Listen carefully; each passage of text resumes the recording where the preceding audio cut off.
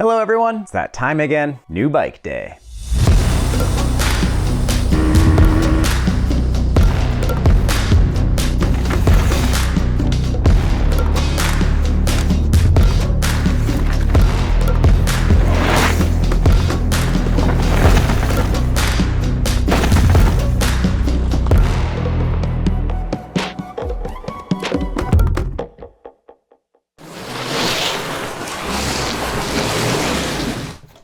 That didn't work.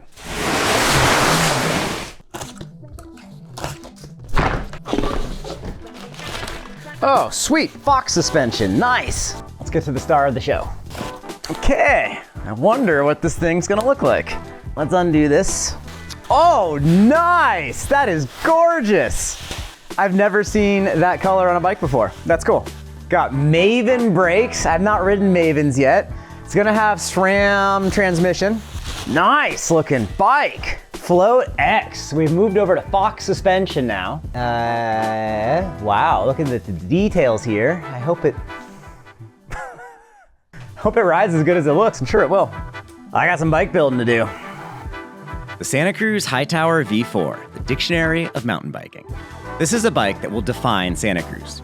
While we will all see Nomads and Bronsons and V10s doing all sorts of cool stuff on our social media, the Hightower is the bike we'll all actually own ourselves. This bike is the go-to vehicle for anyone that wants, for lack of a better expression, the definitive mountain bike experience. Going cool places, riding all kinds of terrain, the Hightower is built, quite simply, to be a mountain bike. And before we get started, yes, it has cable routing for a mechanical derailleur. Or should it not? It would be lighter. Let me know your thoughts down in the comments below. I'll take a second to thank the sponsor of this video, my friends over at Jensen USA. Jensen's a top online retailer for our friends at Santa Cruz Bikes. Jensen has Hightowers in stock right now, probably the older model year ones, set up with some cool parts at some great prices, and they will be among the first dealers to receive the newer Hightowers as well. I've got a link over to all the Hightowers available at Jensen USA down in the description below. Anything you purchase from my link over at Jensen, that'll help support my channel, and that's a huge component of how we make all these videos happen. If you like my videos and you want to help support, chain lube, pair of gloves, a whole Santa Cruz Hightower, whatever you end up getting, that'll help support my channel, and that all comes together to make this all possible. It's worth mentioning that when you get a bike from Jensen, it comes in a Jensen box, and all you gotta do to get it rideable is put the handlebars on and maybe the pedals. That's it. Much faster than this whole complete bike build. This is just a media loaner bike, not a bike from Jensen's retail department. Big thanks to Jensen USA for sponsoring this video, and thanks to Santa Cruz for loaning me this Hightower. I'm really excited to try this thing out. As people with more items published than followers tell us, you have to know the past in order to understand the present. So to put this latest update of the Hightower to the test, I actually started by spending a few months aboard the prior generation model, the Hightower 3.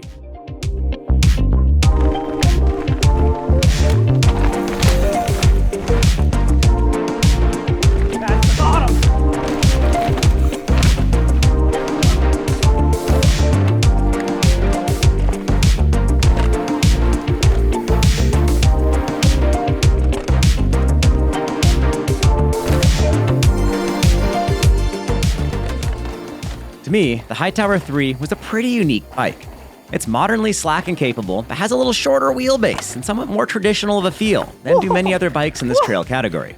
The Hightower 3 still responds well to being pushed right into enduro bike territory, all while encouraging its rider to get those Lael Wilcox-style miles in with some really good pedaling mannerisms. The Hightower 3 wasn't as playful and jumpy as the Bronson, but if you wanted to get jibby, you certainly could. On the flip side, I would much rather be pedaling a Hightower for a 5-hour-long Vision Quest epic ride. You know, the sort of ride that starts with the infamous, let's go easy, I'm not feeling great today, sort of challenge. Oh, it's a warm, humid end of summer day. One of the warmer days of the whole summer. And I'm out here on the new Hightower, the new tower.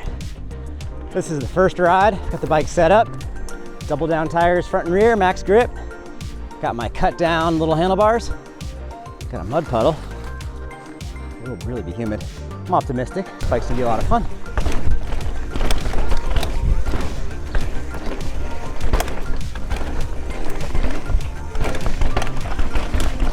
Enter the new tower, the Hightower 4.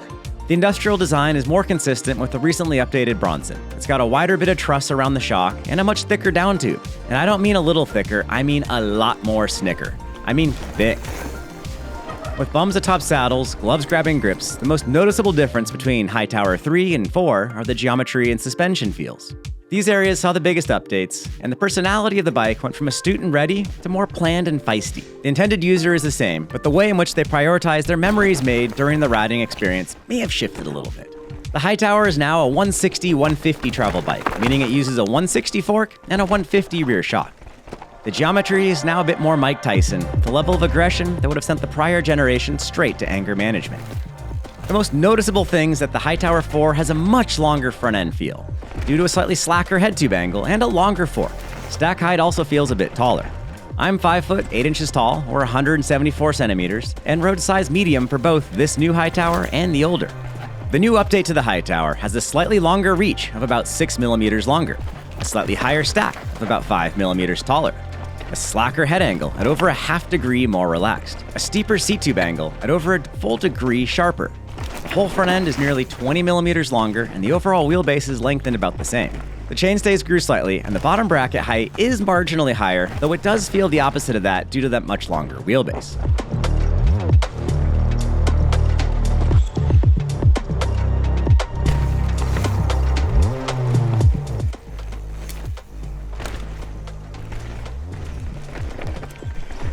I like the way this new one corners compared to the old one. Is that just setup or is it bite? On the trail, cornering has definitely slowed a little, and the new version needs a good bit of lean angle to really whip through turns. Faster bits of trail can be less tiring for the rider. The bike holds its line more intuitively than did the prior gen. At least until we get to one of my complaints, so hold on for that. The rear end feels longer than the older bike, further muting trail frequencies and provides some good balance for that new longer front end. The Hightower wheelies really well once you do get onto the back tire. I found the back end to feel longer than it measures, something that's a little bit unique here. The rear suspension feels more supple at the beginning of the stroke, and it's also more forgiving deeper down into the stroke. Overall, the back end feels more eager to get into the travel, more like an enduro feel, and a little bit less peppy. The bike keeps a light-footed feel, and it accelerates brilliantly. It now has more cushion on rocks, roots, and on botched landings. And I had many a botched landing while riding this bike. No fault to Santa Cruz there, mea culpa on all of those. So my biggest complaints, well, I have two. First up, the frame's torsional rigidity isn't as stout as some of the other bikes. Notably, the Pivot Switchblade, the prior gen Bronson, the specialized Stumpy Evo alloy, the Orbea Occam LT, and even the older Ibis Ritmo V2S were all quite a bit more stout. On those bikes, the rigidity felt a little bit more evenly balanced with the Fox 36 fork. The new tower is a bit softer on those bigger impacts, and while the geometry is great for holding a line, I'd feel the frame flex a little bit at bigger G-force moments, and that would steer me a little bit. It's still stiffer than the aluminum Ibis Ritmo AF, but the torsional rigidity is closer to the Yeti SB140. This is definitely acceptable, but I found the new tower to be a little bit less predictable than the Yeti. That said, I've had more time aboard the Yeti, and the differences may just be me getting more used to the Yeti over the Santa Cruz.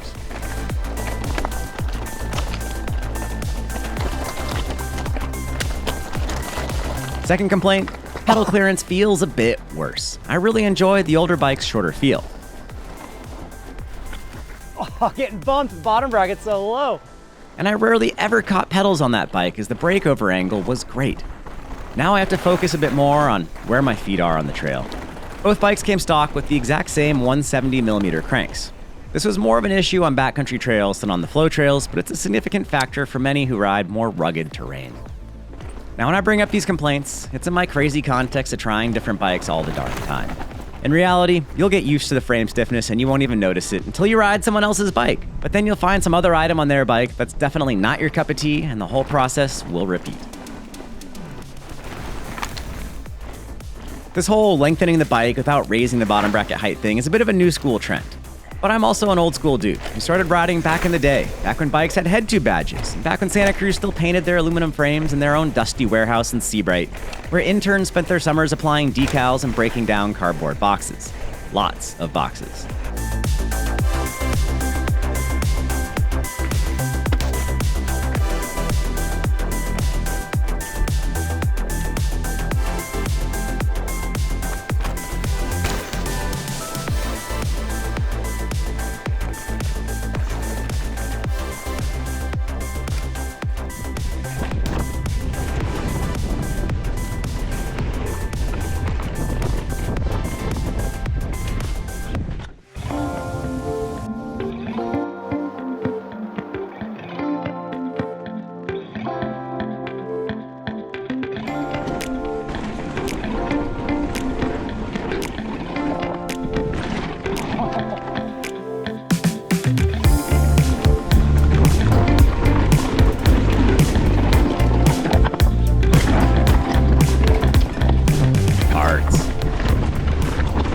only had this Hightower for less than 2 weeks and didn't have time to swap over my normal test parts.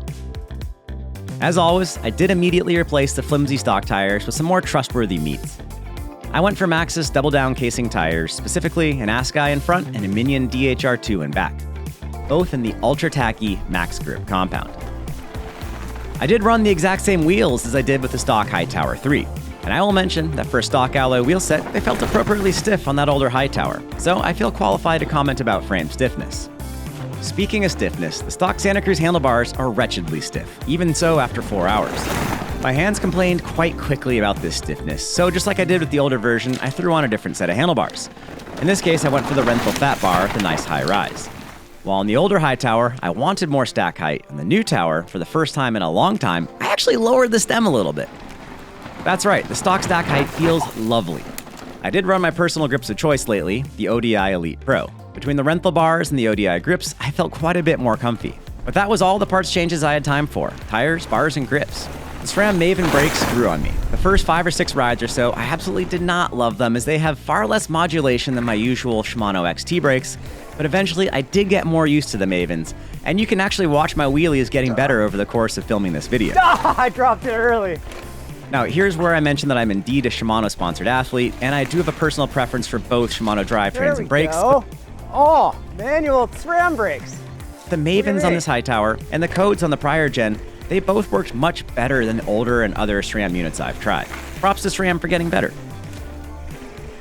The stock 150 dropper post kind of confused me. I thought it was broken. As with the steep seat angle, the seat feels quite a bit higher than it is.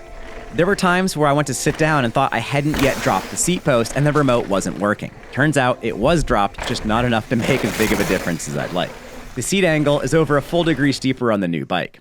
Right away, factor in the purchase of not just better tires, softer bars, but to really give this bike justice, also get a deeper drop seat post. For my size medium bike, I definitely want to do at least a 180mm drop. Comparisons.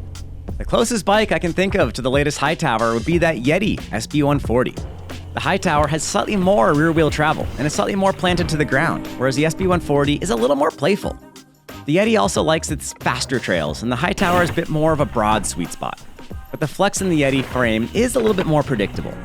Both bikes are great, and I'd be happy with either. Each retains a bit of their respective brand's general DNA, with Santa Cruz being a little bit happier in the jumps and the jibs, and the Yeti being a little bit more speed-driven. The Ibis Ritmo V3 is an obvious comparison, but the sizings are quite different, with the Hightower being a full 20mm longer and 5mm taller. This means it's not always an apples-to-apples comparison. For my size medium, the Ritmo certainly feels smaller. The Ritmo is torsionally a little bit stiffer, and its flex is a little more predictable than on the Santa Cruz. Small bump compliance actually felt a little bit better on the Hightower, and I did enjoy the tall front end of the Hightower. The Santa Cruz also has a little bit more shock progression, and I preferred the stock valving of Santa Cruz's Float X over what Ibis did. The Hightower is perhaps a little bit more mainstream, whereas the Ibis is a bit more nuanced. Both bikes are excellent, and luckily their sizing is just different enough that they will indeed be preferred by different riders. The Pivot Switchblade is a very different bike from the Hightower. The Switchblade pedals a lot better, but it's also got a much shorter back end, mated to an even longer front end. The Switchblade is a bit more extreme in its geometry and definitely prefers some more predictable and less steep trails. The Pivot definitely handles better when seated, whereas the Hightower handles better for the new schoolers that stand up quite a bit. If your trails aren't super steep, the Switchblade is better at generating speed, but if you've got some elevation, the Hightower is definitely better at managing that speed. Conclusion.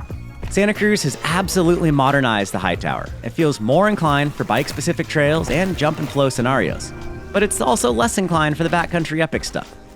It almost feels as though it's leaning more toward the old Ritmo, though perhaps slightly less bomber, and that's good. It's fun to have so many different bikes to choose from. I wasn't expecting the new Hightower to feel as different as it does to the old, but I think these changes will continue to solidify the bike's place in the market. I want to congratulate Santa Cruz on making some well-thought-out changes to continue to improve what has always been an excellent and very popular bike. As always, I have a link to all the Hightower models currently available over at Jensen USA down in the description box below, and any purchases from those links will help support my channel. Big thanks to Santa Cruz for loaning me this Hightower, and thanks to Jensen for sponsoring the video. And of course, thanks to all of you for hanging out and chatting bikes. Peace and wheelies, everyone. Never mind almost looping it out.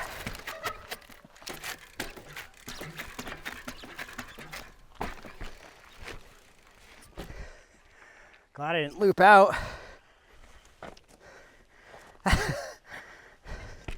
Oh, and then Logan's cell phone wrecks it.